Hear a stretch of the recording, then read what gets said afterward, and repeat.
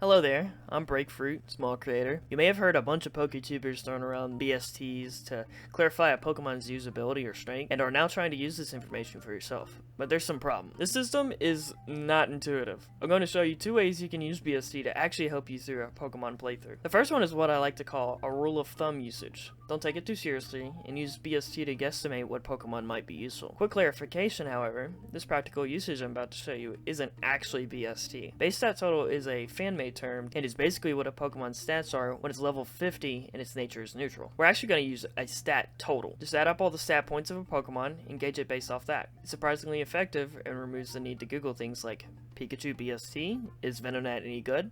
Hot babes in my area? Stuff like that. The application of this method varies depending on what stage of the game you're in. And don't forget to take into account the type chart and whether or not you want a physical or special attacker. Early game is especially hard though, because the numbers are so low and you have like 0 options, but luckily you have your starter for comparison.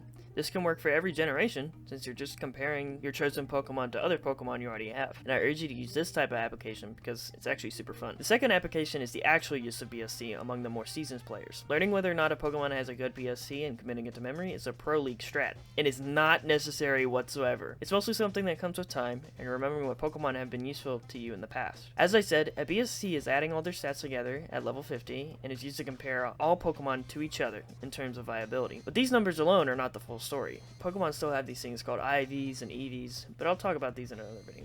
Also in nature. All these extra factors can redistribute stats greatly, but luckily are not included inside the calculation of BST. So your Pokemon are likely to perform better than predicted. Hooray! But how do you know which BSTs are actually good? A number like 460 doesn't mean anything outside the context of other good totals. So here's a basic rundown. Below 400 is mediocre, not very outstanding. Around 500 is ideal, but anything past 600 is like pseudo-legendary, and you probably want to use that. And then anything past that, like, why even ask? And there you have it, a basic rundown of BSTs and stat totals, or STs, in a nice practical package. Remember to always take into account type matchups and what kind of attacker you want, but other than that, you should be able to loosely gauge which Pokemon are worth it to use in your playthrough. If any information in this video you know for a fact is inaccurate, let me know down below and I'll resolve these issues. Also, if you have any questions, feel free to ask and I'll try to help you out. If I did you a service, like and subscribe so I can keep doing a good job here.